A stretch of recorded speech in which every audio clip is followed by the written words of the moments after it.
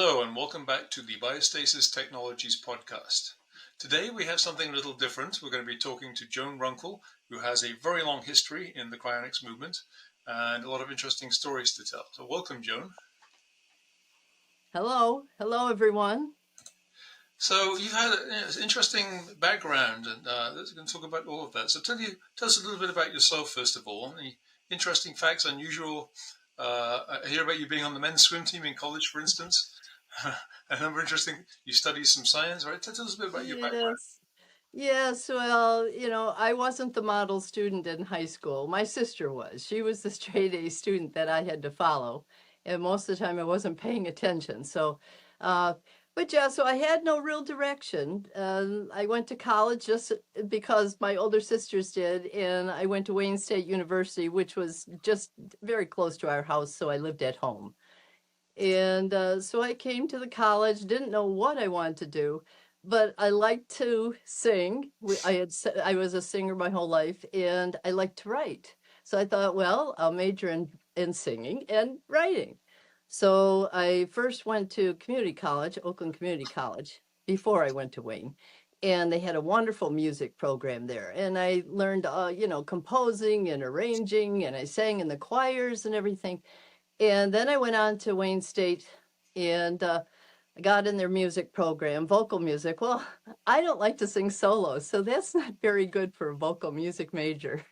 I like to sing tenor or alto, but I really wasn't. So I did finish with that, and I also got a full English major, but I was in creative writing, but I didn't like that either. You would sit in a room with 15 people and you'd work so hard on something that you had written, and they would pick every little sentence apart till you thought, oh my God, why did I even write that? Kind of discouraging. Yeah, it's terrible. It just turns off your whole creativity completely. And you start to doubt, maybe that wasn't so great, my thoughts, my writing. And so that kiboshed those two, but I ended up with full majors in those. Then, like you said, the swim team, I had to fill in with a 1-credit class. They had, bowling and swimming and archery and things like that. So I took 1 credit swimming. And I'm kind of a natural fish anyway.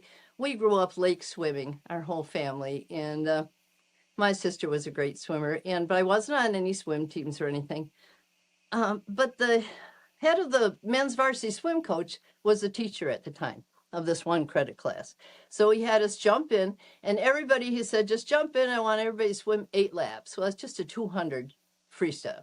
So I did my 8 laps. And then when I stopped, the coach was standing at the end of the lane with his stopwatch. And he said, you show up at 3 o'clock in your bathing suit. You're our new distance swimmer. So I showed up at 3 o'clock in my bathing suit, and there were 30 guys on the bleachers, and he just introduced me and said, this is Joan Runkel, our new distance man. And so then from then on, I swam in all the NCAA, I swam NCAA men's, and and in every meet, I swam the 1,000, the 500, and the 200. And the longer the race, the better I did, because I floated like a cork. So I had such an advantage. Now you couldn't do that. They're always complaining about the men's swimming against the women. But if you put me next to a man and I have to swim 40 laps, I just start loosening up at 20 laps. Okay. Yeah, and they're working, and I'm just starting to stretch out and get into my. Let's move on, John, because we've got a lot to cover. Okay. Well, forget about that. Right. You have to keep me on track. Yeah. So you did, singing and I guess dance. So did you also study any sciences at that time, or did that come later? Yes, I ended up. Everybody on the swim team, we all worked for a professor and did research. So that's when I first got into research. And I really got interested. And this was the professor, it was marine biologist. And he took 5 cables and put them in the Bay of Massachusetts. And each year he would pull up a whole cable. And our job was to analyze all the little creatures that had attached to the shells that were on the cables. And everybody on the swim team worked for this guy. So my job was to take these, they were stained, of course, and I'd have to take tools and take these little worms out of the wormholes like this and classify them. And then the guy next to me classified male and female. So Okay. that's when I started in research. And of course at Wayne State, Michigan State, I worked there 14 years, 12 years as a fruit tree rootstock researcher and 2 years in post-harvest physiology. Okay. And yeah, Well, that's okay. Let's move on to yeah, cryonics a little bit. So, yeah, at what age did you first come across the idea of cryonics? And was this through your father? yeah. And when I did you really become aware of it? I'd have to say I first became aware of it probably between 8 and 9. And my father and I would go to Detroit Public Library once a week, and he would go in his section and take out books, and I would go in my section and get like the Hardy Boys or something. And when we get home, I wouldn't read my books, but I would read his books, and because his were really interesting. And he was reading Asimov and H.G. Wells and a whole bunch of all the great science fiction, but then he was also reading the science. And that's when we first started reading the possibility of freezing people and repairing them and bringing them back, all kinds of possibilities. So Was I that was really, Ettinger's book that you were reading Ettinger's book back then? oh, I read it, I think that I would have been probably about 11 or 12 when I read that. Yeah. Okay. Yeah, pretty Yeah. early. Yeah, and but that too, I read a lot of it upside down. My dad and I would have snack time together in the kitchen, and he'd have his book here, and I'd be at right angles, and so I could go like this and read everything he was reading upside down. Mm. So this is back in the days when this is still even more so than today a pretty uncommon idea. So how did people in your community react when they found out that you and your father were interested in this Uh, strange topic? no one paid any attention to us. We had that big cryonics truck in the driveway. Everybody could see it. Huge step van sat out there through junior high and high school, ready to go and never went anywhere. Didn't have an emergency till what, 1975, the first freezing, which was Robert Ettinger's mother, and I was there for that. But yeah, so they no one in the community ever said anything. And at the time, I was going to church, and I'm not religious, but I like to play with the kids at church after church. And no one said anything there either. In church, they thought it was quite unique. They wanted to see the equipment. They wanted to see the heart lung machine. They wanted to see, oh yeah, the chemicals are here, and they knew the whole process. I taught them about the perfusion machine, and uh, I guess they all accepted it, but they were kids. The kids seem to accept things better, I think, than adults. Yeah. I think people are too shy about talking about their cryonics interest, though. They are too afraid of people's reactions. But at least in my Yeah. experience, the reactions generally are, not bad. I've had a few people say No, it's crazy, but it's not really a big deal. I've never had a bad deal. The first thing they ask me is, can you see the people? They picture a tube and all these people, and they don't want to know if you can come back. They don't know what you're in. They don't want to know about liquid nitrogen. They want to know, can you be seen? Can the people see you? Yeah. Like in Austin Powers, where he's in a capsule, stuff Pretty like much that. all the science fiction movies you have, Exactly. You can always see the people. They want to be seen for some reason. I have no idea. I would rather not be seen. not in the best condition at that Yeah. point. No. You'd If rather I have a was video good, projected, okay. Yeah, yeah, if I rather was than a on video this, projected on the yeah, outside showing how you were when you were younger. Yeah. yeah, that would be okay. So it sounds like your father, Walter Runkel, had a long history in cryonics too, and did a lot of actual practical work in working at your home. So tell us a bit about what that looked like, and any interesting stories. I hear about a French TV crew, for instance, and Oh, where you played the body and things like that. yeah, So tell us a bit about. yes. Well, yeah, that had to do with the van. Yes, these three gentlemen showed up one day with Robert Ettinger in the driveway, and one of them spoke kind of broken English. The other two didn't speak any English. One was a film man, one was a sound man, and one must have been the reporter. And they wanted to film a real exciting thing. The stretcher being taken to the van and thrown in the van and drive to the Detroit lab, which was not too far from our house. It was on 6 Mile in Southfield Road, so it was only about 10 minutes from our house, the first lab. and it was going to be a real exciting thing. And so, of course, anytime Ettinger was there, I was glued to my dad, and he never said anything. And I can tell you about him a little bit later, but yeah, so they were talking amongst themselves, and I was, of course, eavesdropping and standing there waiting for something to start. And then all of a sudden, all of them turned and looked at me. And what it was they needed a dead body for the stretcher. So they put me on the stretcher, and they covered me with a sheet so you can't see me at all, and they strapped me down completely. Yeah. And the stretcher wouldn't fit in the front door, so they started it on the porch. You start the film, from the porch because I couldn't. So this was all very exciting and everything. So I'm on the stretcher, strapped down, can't see anything. Well, I started to giggle. I mean, I was goofy. I was giggling. Yeah, under the sheet. I just thought it was hysterical, which made me laugh even more. And all of a sudden, I hear cut, cut, cut, cut. The guy is yelling. He says, dead bodies don't giggle, and so we had to start again. And so it's just like, when you try not to laugh, it's horrible. So here I am, we have to start again, and I'm on the stretcher trying to not to laugh, and which is even worse. And they do the whole dramatic scene, and they throw the stretcher in the back of the van and shut the doors, and off they go down Southfield Expressway with the French crew following. This is all so exciting. The trouble is they didn't lock the wheels of the stretcher. Oh, So here I am. Yes, I'm strapped underneath the sheet, strapped down completely, can't move, in the dark.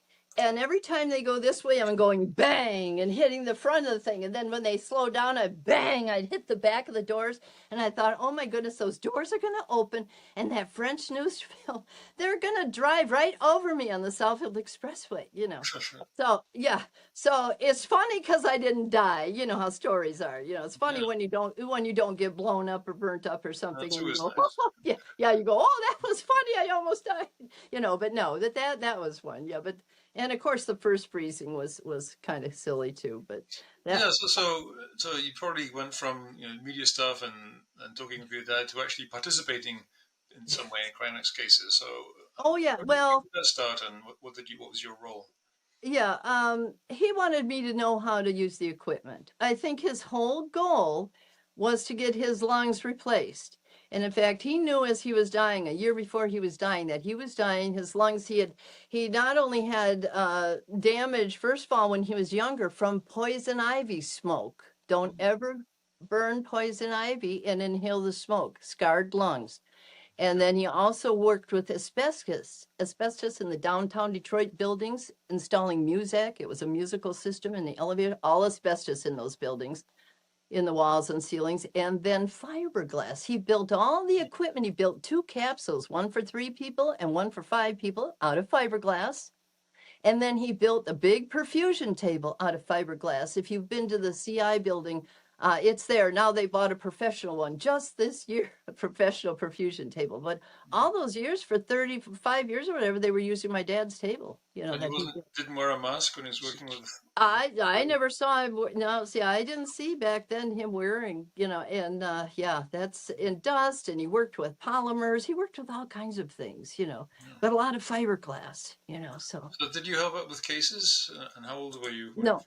No, I didn't. I only helped with the first one, and you can't really call it helping. I went for ice, and that was Mrs. Ettinger, Robert Ettinger's mother. I was home alone in college, and my dad and mom rarely went anywhere, but they went to Toronto to the science fair. And midnight, the phone rang, unusual. I answer it, and it's Ettinger. He said, "We're coming over right away. We're on our way." So I called my boyfriend at the time, who was about a mile away. He came over, and the 2 of us were anxiously waiting. And of course, they pulled up in the driveway, had her on a stretcher, put her in the truck. We followed the cryonics truck, too. And back then in Detroit, the CI build, or the cryonics building lab, was real tiny. These little buildings were all in Detroit in a row, a little party store. And across the street, there was a funeral director.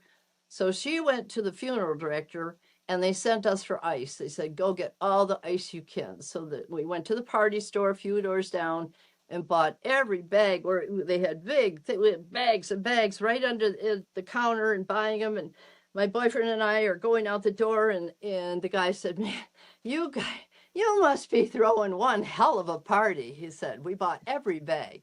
And I said, "No, we're freezing a dead body."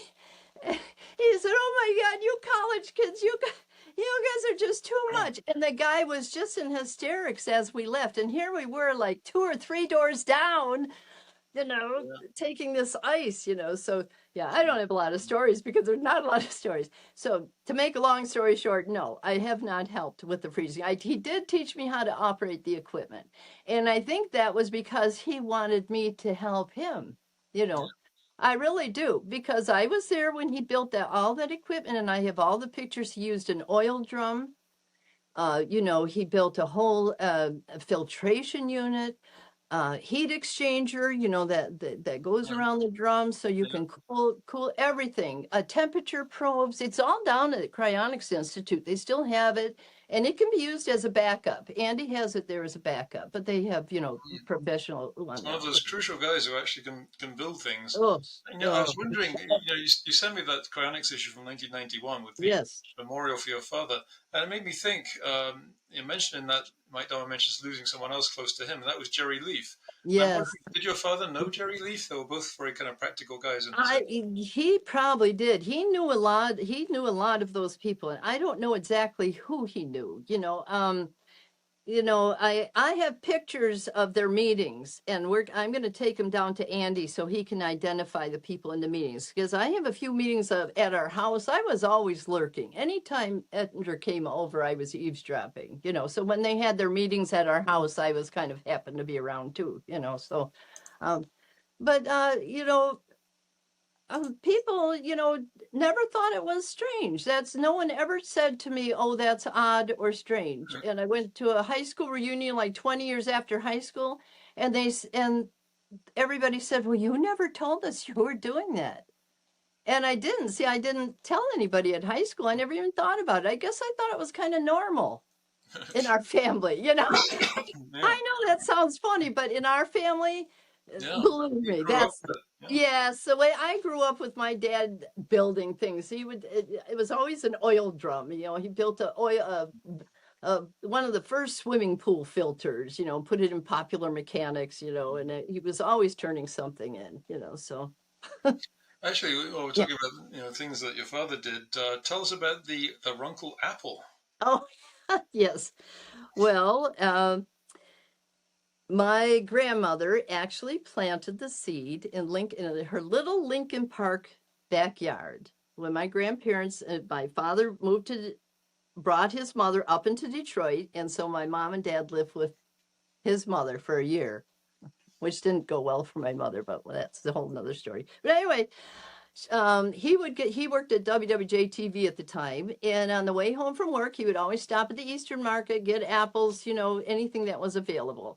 And so from the seeds, his mother started an apple tree in that backyard, and it sat in that yard until they sold that property and bought property in Southfield, Michigan. And that would have been like in about 1950. And he brought that little tree with him, and it had never didn't have any fruit. A seedling apple tree, it takes about 12 to 15 years to have a fruit from seed if you grow something from seed. Anyway, but so it sat in our backyard in Southfield from 50 to probably 60. 1960, it started to bear, and by 1965, it was bearing just regularly. Beautiful apples. And my mother was using them for cooking, and that's all we ate as kids were Runkel apples. And my dad took him down to work one day, and he was in charge. He was directing the agricultural show before the station started, and he had the USDA guys there and giving the pork prices and the grain prices, and he was munching his apples. They wanted to know what kind they were. He said, "I don't know, off my tree in the backyard." They took him back to the lab and said they had never seen an apple like it. That was not a delicious, it was not a Jonathan, it was not anything. Well, and it wouldn't be, because it's an open pollinated seedling, so you don't know who the parents are. So the parents would have been something back in the late 30s. All right. And back then there were only certain apples available at the Eastern Market. And now with DNA, we can probably, hone in on that. We do think that. Depression era apples. Yeah, right. And so that's what started it. They said, you should patent this. You should patent this. So he started the patent proceeding. Took about 3 years, but he started a nursery in Southfield and bought rootstocks. Rootstocks are just the root system you buy, and then you meticulously take one bud at a time and splice it onto that rootstock, and that's going to be your variety. And then you cut off the top of the rootstock. You just need that for the root system. And so my research at Michigan State was apple rootstocks. That was my little niche, you know. And so I tested all these apple rootstocks from all over the world for 12 years. And I also tested them on my own at home because I knew which ones were new and what were good and which ones were bad. Okay, so you have an apple named after the family. That's great. Yeah, well, yeah. Usually, whoever discovers an apple actually usually takes the last name, and then what happens is that the apple patent only lasts 17 years, and then the nursery gets a hold of it, and they call it the Big Red Delicious or the something else. They change the name, and so what I did is he died just as the patent was running out. So my mother gave me the patent and it was never released. So I didn't release it. And instead, I sent it through Washington State has a virus cleanup program, and I had it made virus free so it can leave the country or it can be mass propagated by any nursery. So it's all set to go. One nursery will propagate it as Radiant Runkel, and the smaller nursery is going to propagate it under Rip Van Runkel. Okay. Yeah, so yeah, I sell a lot of them as Rip Van Runkel, but basically they're both the same. They're the cleaned up Runkel, virus free. That at the time, Washington State, when I put it into the program back in the 90s, they used to irradiate. They would irradiate it and clean it up, they call it. But now they have a different system. They have a whole new thing. But I still keep it there. So I always have virus Yeah, free. nothing wrong with radiation, but it's been the No, idea has been no. chosen by people, so they don't want to use it now, which is kind of. That's right. That's right. Well, the thing is, you can't leave the country unless it's virus free. Plant material. So you have to. Okay. But anyway, Well, let's move on to yeah, some slightly more technical areas. I'm yeah, interested because you were growing up during the fairly early days of the space race, like the Apollo program. yes, so much, And yes. that was something that fascinated me very early. And I watched the Apollo Oh, 11 when I was 5, and I just still am fascinated. I watch the Starship ones yes, every yes, time now. yes. So I think your dad was very interested in that Oh, area too. And oh, yes. didn't he? He Did he was. remember some rocket clubs and that kind of Yeah, thing? he was part of the Rocket Society. Yes, he was. Yes, I even have his card. I sent it to Lauren so she could look at it. Well, yes, he was very interested. He wanted to be suspended and travel in space. That's what he told me. Those were his two main things. And he didn't say, be dead first and this and that. No, he wanted to go in space. He was so interested in space. Mhm. And that was just his dream would be to travel in space, I think and a lot of people interested in cryonics and biostasis seem to be seeing it like that too. I mean, that's my view as well. I like to get into space yes, one day. I'm yes. not sure why that is. I think, in some sense, we're kind of breaking past a boundary with I, cryonics and getting into the further future, and that opens up the possibility of actually getting serious about space because it's taking a long time, obviously. So we have to live a long time to do that. yes.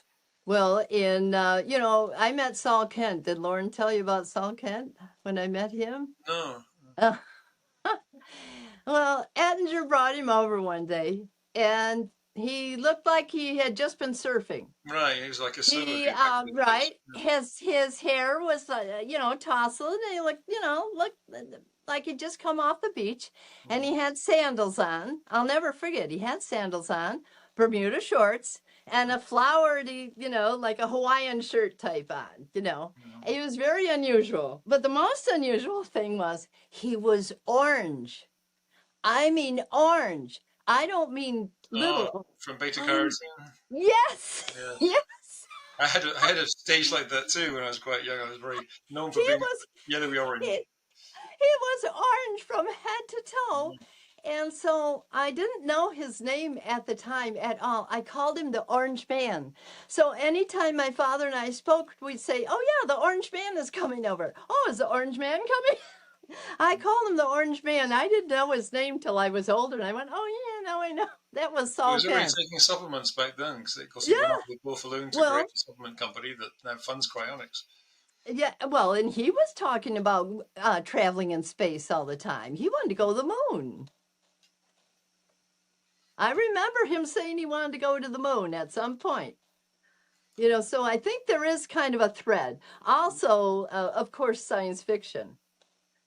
I grew up on Superman comics, Mm. and everybody suspended themselves when they went from planet to planet. They would just lay in their tube and just peacefully go and wake up 100 Yeah, years it's a common later. theme in science Yeah, fiction. it was normal, so maybe that's why I didn't think it was so abnormal. I always thought it was possible. What bothered my father and I, of course, is the temperature damage. Mm-hmm. That bothered us. We talked about cells freezing and this and that, and there has to be. We did not talk about nano, robots or anything specifically, but Yeah, he came figured. later on. Right, right. But he figured in due time that yes, that would definitely be a possibility that you can just set, fix anything that was whatever and cells and send in the little this and that and repair anything that or repair and replace, Now, in you those know. very early days, there wasn't much cryoprotection, I don't think. I don't know what the No, history was at CI, but yeah, was he no, involved in introducing that at all, or was that? he wasn't. Andy would know about that. Now, Andy started in 1985. Andy helped my father, so Andy knew my father very well. But back then, as far as I know, all I could remember was ethylene glycol and DMSO. I don't really remember any other chemicals, whether they were using something else or not. My knowledge was really limited on that. Other than that, I know what DMSO tastes like. No, Because yes, oh, it's the most grisly thing. Don't do it. Don't be tempted. not planning to. No. Don't be tempted. Now you're going to be tempted, everyone. But I can tell you what it's like. My father put a little drop on the tip of my finger like this, and instantly my tongue and it tasted like I had bit a rotten fish. That's Mm. just what it tasted like, and real slimy kind of. It's strange. I mean, it's It was just on your finger, but you tasted it right away. yes, Yeah, it gets yes, absorbed very yes. quickly. I think that's Yeah, the well, reason they use yeah. it. Is that, Oh, yeah, sure, yeah, the diffusion, right? Yeah, so yeah, he kept some apples in the refrigerator once with DMSO. That didn't go too well. okay. Don't try this at home, kids. Don't try that at home. Like I said, don't you dare taste it. Yeah, you're not supposed to, but I did. But see, my dad was like that. He would the same thing with electricity. He'd say, "Okay, Joni, touch this." I'd touch it, and, and he'd go, "Oh, okay. See, you shouldn't do that. You probably shouldn't do that." I go, oh, "Okay." And So and he we so he built. He said the operating table. He built some of the early he perfusion and he containers, built two capsules. cryostats. Yeah, two cryostats, one that held three, and he was in there for a while with Robert Ettinger's mother and his wife, which was a family joke for a while. Yeah, I know, but see, this is how my family is. See that to us these things didn't seem. It wasn't until I guess I got older that I realized, oh, not everybody's doing this. Not everybody is thinking about it, because we talked about this stuff all the time. And we talked about death. My father and I talked about death before I went to kindergarten. We went to a family vacation and came back through Chicago and just, millions of people and buildings and everything. And I was so upset because I thought there wasn't going to be any land for me to live on when I was an adult, right? And then my other thing I Well, was these pushing are the my days dad. of population panic, right? Yes, I was panicked. I was absolutely panicked. I wasn't even in kindergarten yet. And, because I grew up running around in the woods and digging holes and traps and, in my tree house. And, my mother would send up my lunch in a bucket because I wouldn't come down. And yeah, so we were just outside running around all the time. So I was panicked. And then I was also really concerned, where does all the poop go? For all these thousands and thousands of people. These were my two concerns. So yeah, when I got to kindergarten, that was a rude awakening. My dad had taught me words backwards, in first grade too. Pineapple was apple pine, hupkicks is hiccups. So when I got to first grade, I was like, no, I'm sorry, the teacher's wrong. No, she's not wrong. He said, he got my head all goofed up, had all my words backwards. Yeah, so he did funny funny things to my head, but Yeah. it, you know but but yeah, but I worked right. I watched him build the perfusion machine was the biggest thing. He had Ettinger. How did he manage to do that? What was his? Did he have background in that? Did he go out and Not at do all. some No, building? my dad. This is what he would do. Well, in that case, he and Ettinger were looking into perfusion machines. All right, they actually went to Chicago together and checked out a perfusion machine, and it was like $80,000. 82,000. They came back. Oh, we can't afford Probably that. We several can't. hundred thousand today. Yeah. Yeah, they said, well, we can't do that, right? My dad said, that's okay, I'll just build one. And so next thing I knew, he got an oil drum and he started building one. He started building the timing mixes, a filtration unit. He'd say, yeah, this is the filtration, this is the timing unit, this is the coils. And bit by bit, I watched him build that whole thing, Mm. and that was used, yeah. And taught me what to do, but at that point, who knows if I could have done it, especially if it was my father.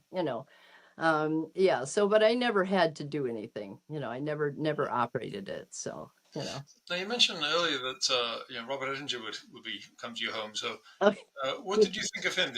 What was your impression of him? Oh boy. Yeah. Well, the first time I knew something special was happening. Okay. We had read the book. Oh, and And by the way, John, just in case anybody is coming into oh, this podcast not knowing the history, I should mention, of course, that Robert Edinger really started the cryonics movement with his book in 1964, The Prospect of yes. Immortality. I Yes. think it was actually privately published a couple of years before that. So it was around the time I was born, he started this whole thing. Well, see, and yeah, that's right. See, and I'm 73. See, so and he would have read it first in the library. Probably. I would imagine. I have a hard copy and I have the Man into Superman. I have both of those. Yeah. And but I forgot what the question was now. Oh, Ettinger. What you thought Yeah, of it? the first time, sorry, good sidetrack.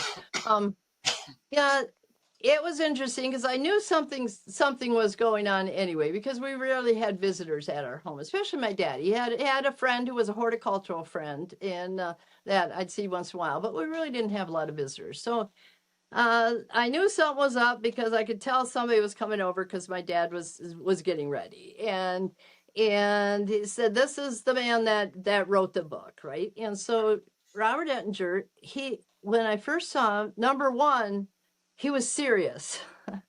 He was different. Of course, I was young, and he was all dressed in black, which probably does maybe it just have been for no reason. But I just remember he was dressed in black pants, and he had a built-up shoe on one of his feet. Hmm. Now, I thought that was from polio because we were used to seeing people with Hmm. polio. Right.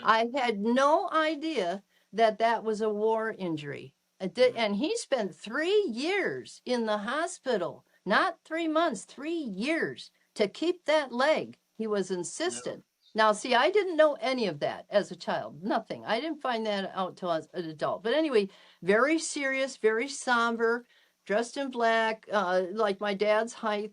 But my dad introduced me and he never discouraged me. They never chased me away. And I just kind of was glued to my dad. And already I knew what was kind of going on because I already knew about the book. I already, had read parts of it upside down. So how Uh, old you be at this time? Because you'd been at 11 when the book came out, so or 9 or what year was? So how old were you when Ettinger was coming around and listening? I guess I would have been 11 or 12, I Oh, guess. okay, so it was very Yeah. little. Okay. Yeah, right. Yep. Yeah, I was still a kid. And he just uh he was like a magnet for there was something that attracted me. I just wanted to listen to him and I wanted to hear what they were saying all the time because they were always talking about something interesting, you Yeah. know. And it wasn't that I really knew what was going on. It's just like when I read this book, I don't understand all these calculations and things, but somebody does. Somebody does. And there's so many minds working on this, and I think eventually, well, I worked in the plant world in post-harvest physiology, where you keep an apple for a year by pulling out the oxygen and pumping carbon dioxide and ethylene scrubbers and all this stuff so the apples don't get ripe. Well, and I keep thinking, for some reason, my head keeps going, there's got to be like a combo between fruit and people. Fruit and people, I know that sounds funny, but they're so much alike. There's certain things that There must be like some kind of combo. I almost can picture like a there's not going to be well, not obviously, people are going to choose their own method. That's a whole nother thing. So I don't know where Well, that was we've going. been breeding apples and other fruit vegetables for a long time. We haven't really done much for humans yet, just the very beginnings of embryo Right. selection and very It's early that. genetic engineering. That's right. I mean, I tortured apples for, years. And blueberries too. I've tortured them too in controlled atmosphere storage. Yeah, so I know how fruit does, but yeah, I want to know how people do. Mhm. I would like, in the, the oxygen and this and that. And I don't know. I keep thinking about fruit and I have to now change my brain to people. And for some reason, I'm trying to put them together, but I don't know if they go together. I don't know. Yeah. They Well, froze so, me. so you were in very early on, and Cryonics Institute was founded in 1976, was it? Uh, Geez. It would have been after, yeah, it must have been after, yeah, I think it yeah, was because, right. 1976. Yeah. Yeah, because in So, 75 it wasn't there so yet. you Yeah. you were there for the very early days. Yeah. How were things back then? What was the building like? What was the equipment like? The procedures, and how has it changed over the years? Oh boy. Oh, big improvement. I mean, the original Detroit lab was a tiny little thin building just to uh I don't even know what you call those in Detroit. Just barely, a back door, front door, nothing else, just like a tube almost, not much room to work in or anything. And I think at the time, and you'd have to ask Andy, but I don't think they were doing any. I think the undertaker was doing everything across the street at the funeral home. I Hmm. don't think they were actually perfusing over there. Unless they started later. See, now those things are things that Andy might know because see, I was not there during a perfusion. I never went along. So, how I long never. were they in that building before they expanded to something a Oh, little larger? geez. Did they go straight to the building they have now, or was there something in between? No, no, no, just that little building first, and then for years I didn't see them at all, and all of a sudden I heard about the new building. Let's see, it would have to be after my father died. He died in 91. Yeah, see, I wouldn't know exactly what year that, but it would be after 91. Yeah, I don't know, Max. I don't know about that. So Yeah, that's see the those building that those that's the building that CI currently has. I know they have a second building as well. Is that the one? yeah, what they have now is they have two buildings in one industrial park. Right. All right, with a building in between. It'd be nice to get that one in between, but of course the people that own that building know that it would be nice for Chronics to have that building, so they don't want to get rid of it, right? But so they have the two buildings with one in So they between. went straight from the very tiny one you talk about to the one they have now. There wasn't something in between. No, they went from Detroit to So that was enabled by a bequest from someone who paid for that, because that's obviously hard to have a building that size when you're a very small organization. So yeah, I don't they know. got the I know. people to I pay for know. Yeah, see, I don't know, but those are particulars I don't know. But I know Mr. Erfurt's name is on the building along with my dad's name. And so I heard that Mr. Erfurt donated a lot of money. So maybe that's why, maybe that's where part of that money came from. So but yeah, the new building is fantastic. Oh, it's so nice. It is so nice. It looks like the future. When you look and you go, wow, this is really going to happen. This is happening. This is happening. It's just that everything needs to be fine tuned and everybody's working on it. With now, not just the cryopreservation, but the cryoprotectant and the field, solutions. We didn't have any field solutions before. No, no, it's all fairly No, recent stuff. Yeah. no, that's what I mean. It's getting better and better. And I feel like going to the meeting this year, people were energized. You could just feel the momentum building. You've got Ashwin was there and Lauren was there and Ben, all these people that, you read their articles and you see them in person, you're like, oh my God, that's Ben Best. I've been reading his articles, I don't even know how long, right? 20 years or so? Yeah. I So was, I was at a CI annual meeting 10 or 11 years ago, I think. So it was before they got the second building. So I haven't oh, seen that okay. yet. Okay. Yeah. The second building is just like I said, two doors down, and they've got more capsules in there. Oh, it's so nice. And catwalks, it looks so professional. And now they not only have the big white, if you go on cryonics.org, you can see inside the whole building. You can see what it looks like. They've got a nice meeting room and everything. And the second building has they now are getting stainless steel doers, not Oh, they the, are. like, Okay. no, these are stainless steel Yeah. on For people wheels. watching this who don't know, the difference is Yes. Alcor and other organizations that use steel Oh, dewars, but CI has used what they call cryostats made of yes. fiberglass. So this Yes. is a new thing. Okay. Do you Yes. know This, why? Do you know why they changed? no, but probably I would imagine for convenience you can move them around. I don't know, but I know they take about a year to have one made. It takes a while. So Yeah. this isn't something you can just, order 50 of them and boop, No, yeah. nobody makes these as a standard item. No, Especially no, made. no. That's right. Nobody makes them. You can't order them, So yeah, so they're specifically made, and yeah, and it's just they've done such a wonderful job on just everything. Everything is so organized. There's Andy, and Mike helps him, and everybody's just working so well together. And I think the board has, has gotten kind of revitalized too. Mhm. Steve's on there. Everybody seems to be kind of excited.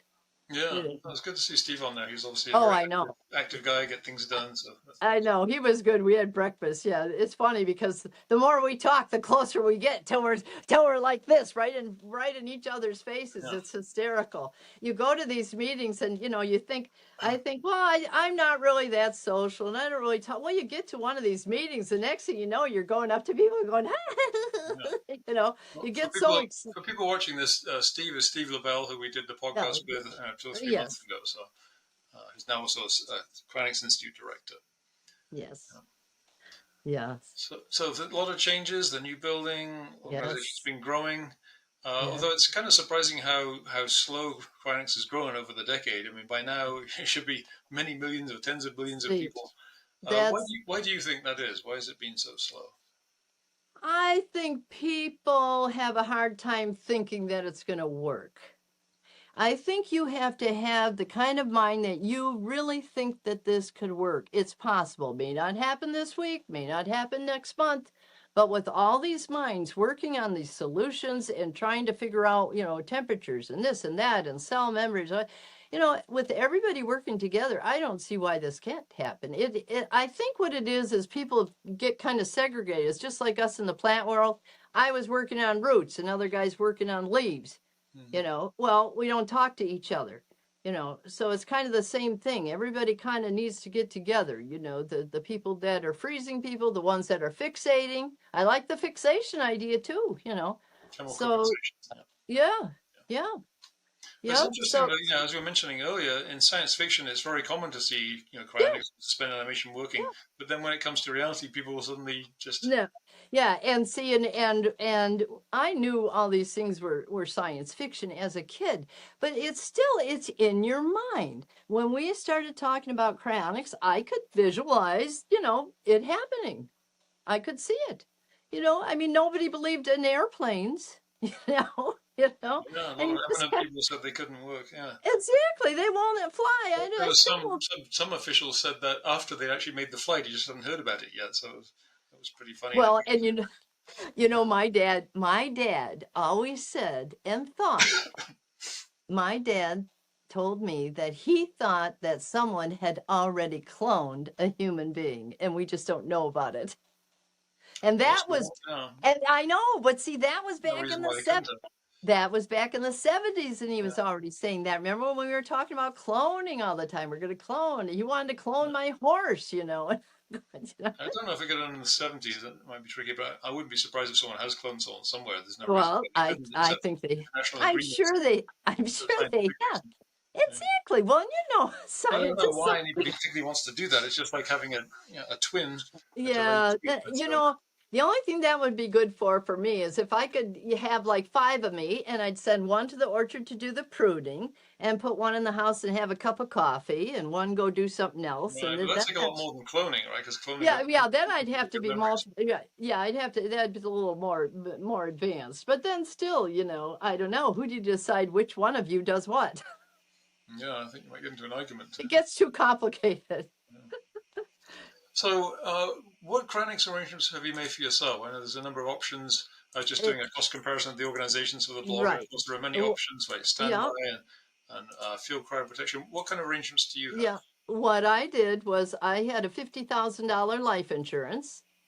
And I said to my husband, "Do you care? Do you care about this $50,000?" He said, "No." He said, "I don't care what you do with it." I said, "Okay, good." So I took that and right away just went to Andy, signed the papers, and that gives them extra. It's 28,000. And then I did sign up. We don't have the SA. That doesn't do much good right there in Michigan. Andy says where we were, but I do have the.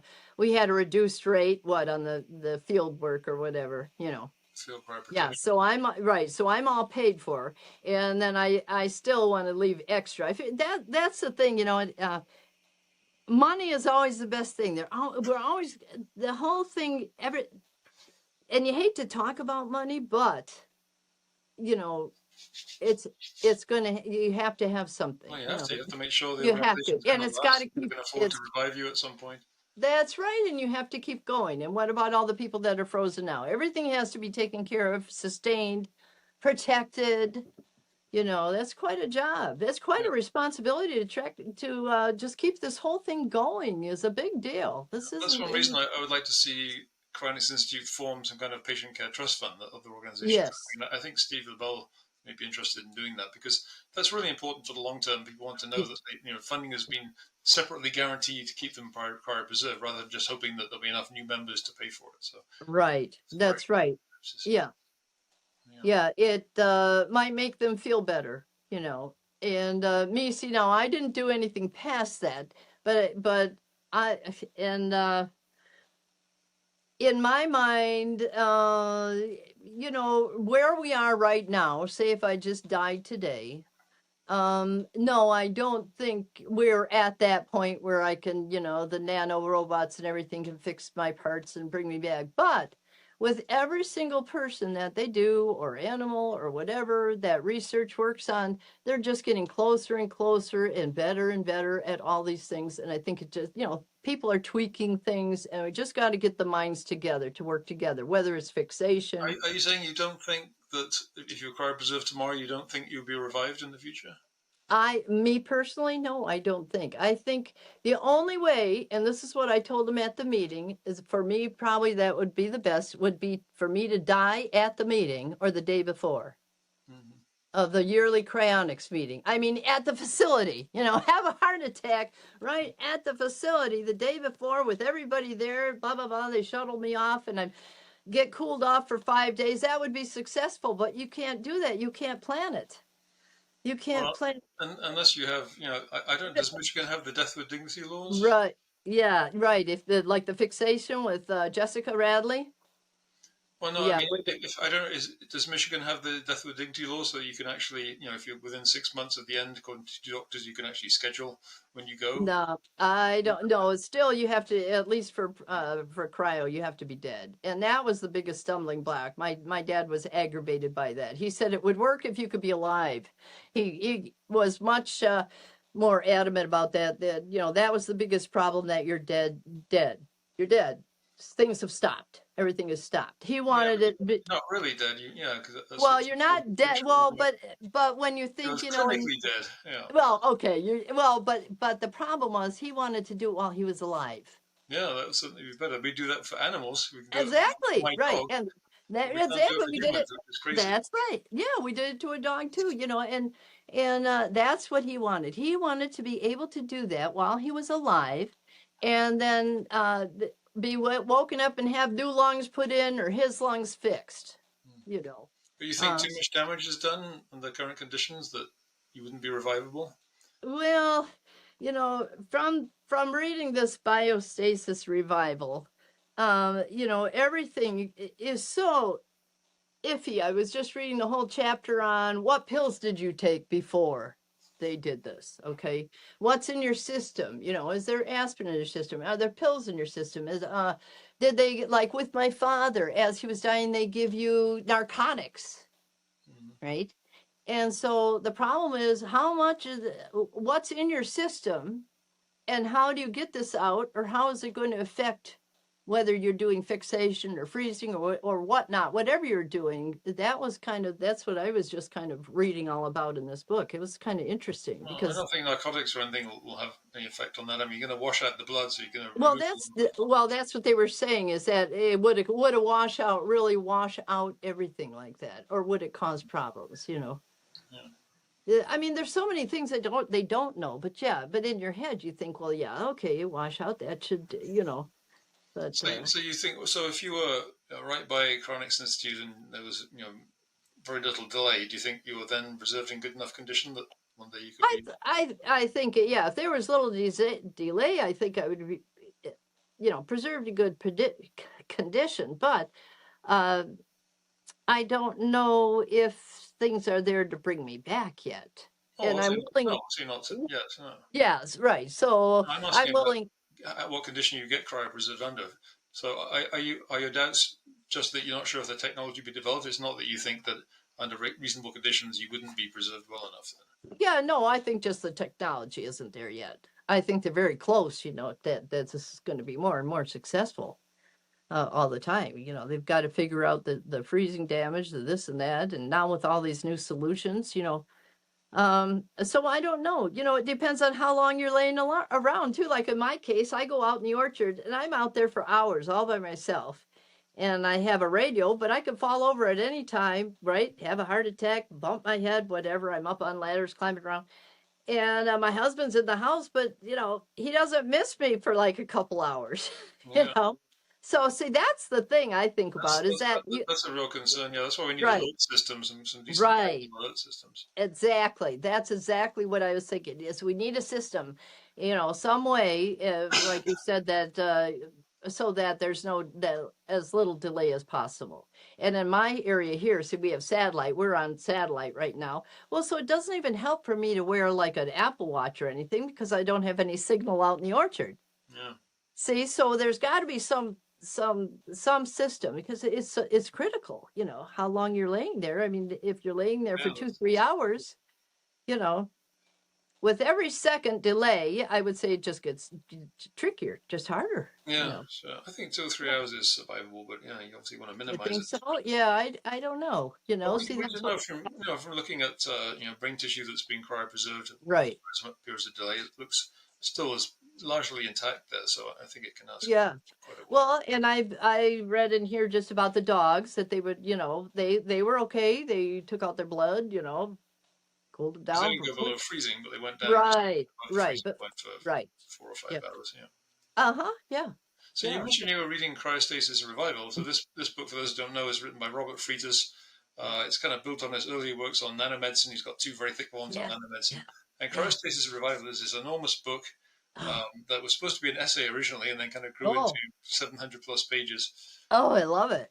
A very technical It's study of what would be required for revival yeah. in the future. Oh, I love it. So what? The trouble is when I got it, I couldn't get any work done because I couldn't stop reading.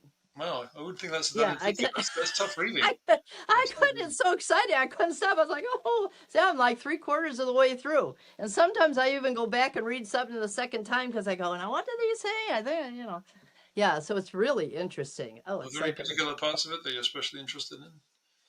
oh, I like the nanotechnology. That's really interesting.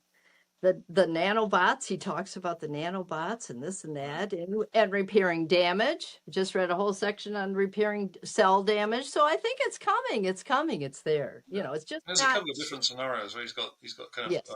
a lower level technology scenario which it's not clear whether that'll be sufficient or not. Then he's got a sort Yeah. of full Right. blown. Yeah. He really explores different scenarios in great detail and calculates Yes. the computational requirements and Yes. requirements and all that. Yes. So it's a good example Oh, of yeah. exploratory engineering, as Drexler called it, where you can't actually build these devices, but you can, just like someone designing a spacecraft, if we had the materials and so on, you can Right. kind of build the specifications, even though you can't actually build it today. Okay. Yeah. Yeah. No, it's a great book. Everybody should read it. It's a thriller. I don't know about that. One thing I like about one of the main things I like about it is that it has a very long list of research topics, Oh. hundreds of them. Oh. So that's Yes. no You could shortage of endless. research. Oh, I know. I could probably read this into the next 100 years. Oh, there's so many references. You can just go off, into this little nook and then, oh, gee, So I'm trying to just read the book and not go into the references yet, because that's a Yeah. whole nother thing. Oh yeah, I think you will far feel. I'll So, be 10 years older. so as we get older, we start thinking about how much time we have left and all that kind of stuff. Yeah. How does cryonics and your involvement in it shape the way you think about death? Uh, do you worry about death? Do you fear it? Do you just see it as an annoying thing we have to try and get past? Uh, how do you look on it these days? It's kind of changed a little bit, like I said, my father and I had early discussion about death, and about the same time about the poop in the Chicago and all that. And we ended up, I said, well, so you're telling me that the minute I was born, I'm dying. And he said, yes. That's what he said. We had a discussion. Okay, you're born, and now from the minute you're alive, you're on your way. On your way to Kind death. of, yeah, you got to grow up first, really, before you start Yeah. putting too much Okay, pressure so on you. we had that discussion. Okay, we had that discussion. So I thought, okay, well, and then I was curious. Okay, so then what's the point? What's the point of life, right? What's the point of living if I just got born and now I got to spend my life dying, right? And he said, life is to enjoy. That's what he said. Mhm. That's all he said. He said, enjoy it. And that was his answer. And I guess that's how we lived. We always had fun. We just always enjoyed life. And now, though, I was away from cryonics for 50 years. I was in the plant world. And then I got an email to show up, you're invited to the yearly cryonics meeting, annual general meeting. And I thought, oh, what the heck, I'll go. And I went, and I had been to the new facility before, because once a year my dentist is curious, and so we visit about once a year. But I wasn't signed up. I wasn't signed up. No. No, I wasn't signed up. Never even thought about signing up. Didn't even enter my mind. And I went, and I was in the parking lot, and some men were talking, and York Porter turned around and he said, "Oh my God, there's Walt Runkel's daughter." And that was it. They all turned around and, oh my God. And so I feel like I've been suspended and come back 50 years later, Huh. to see what these guys are doing, because I really have not been around for 50 years at Mm. cryonics world. So now I'm like, back here and going, oh my goodness, look what they've been doing. So yeah, so I went to that meeting, and Dennis had me get up and tell a funny story in front of the 100 people that I didn't know, and that was kind of the start of it. And he said, how come you're not signed up? And Sure. yeah, I thought, and he had me. He said, Joan, you're so involved and you saw all this from the beginning. How come you're not signed up? I said, I know. Gee, you know what, Dennis? I just never thought about it. I guess I just figured I wasn't going to die, I guess. Yeah, it is funny. Death is a funny thing. You can't picture yourself dead. You can't. No, it's a very And so, strange thing. Yeah. no, right. It's just like, no, I'm just not going to do that because I don't want to. And then you go, well, but I have to. Okay. And yeah, so, and I went, well, I don't know, Dennis. That's a good question. I can't, and I couldn't think of one reason why not to sign up. Yeah, you had I the life insurance. Exactly, right. And that's when I just said to my husband Richard, I said, "Do you care if I?" He goes, "I don't care." I mean, and we got married about 2 months or so. We got married in July, and my dad was suspended in October. And my husband didn't even think that was strange. So Mhm. that, you know, I don't know. So, so would you say that for you, death isn't something you fear? What is your No. motivation for wanting to be cryopreserved and come back? What do you? I, How do you you see know your what? future? I think I'm doing it for the future people. I don't really, like I said, I don't see myself as really. I'm not envisioning myself coming back all repaired and everything, although that would be wonderful. And then you could make me like in my 20s and everything. But we're not there yet. But I think as things evolving and with each person, and I said to Jessica Radley that I was a guinea pig, and she didn't like that. But see, I grew up being my sister's guinea pig. She was always doing something to me. She made my milk blue or green, and test these Well, it things is an on me. experiment. Yes, we want Yes, the and result for a long so I time. use that It is. right, but she didn't like that expression. But I do feel like I'm giving myself to cryonics. I'm giving myself to the future. I'm not so concerned about myself coming back, but I am concerned that this goes forward. And I think, for mankind, who knows, this could save mankind. We don't know. Maybe it'll end up that the preserved people will be the healthy people. We don't know. It's like a science fiction book, but it's happening. It's Well, it's happening. a lot of waste. People have been living for almost 100 years, and then they just all that's lost. That seems like a terrible Yes. waste. Well, that's the other thing. The uploading. I read about that too, the uploading and everything. And yeah, that's the other thing. There's so much knowledge in each person about something. We all have something, we all have something that's in there. And wouldn't it be great to kind of coordinate everything or whatever? And I think if you could wake up and still have your mind and your memories, and I don't care about the friends. I only have one anyway, so I'm not worried about making friends.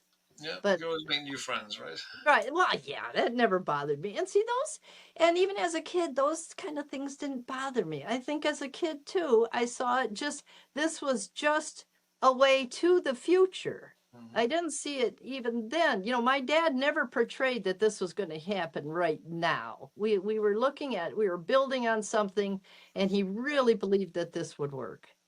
So Well, we'll see. I guess we'll have to yeah, wrap up at this point, but hopefully it yeah. will work, and we'll be talking about this 100, 200 years from now and having a reunion. So I hope keep so. I would. Wouldn't that be great? Wouldn't that be hopefully you can something? finish reading Cryostasis Revival. I'll be very impressed if you actually read the entire book.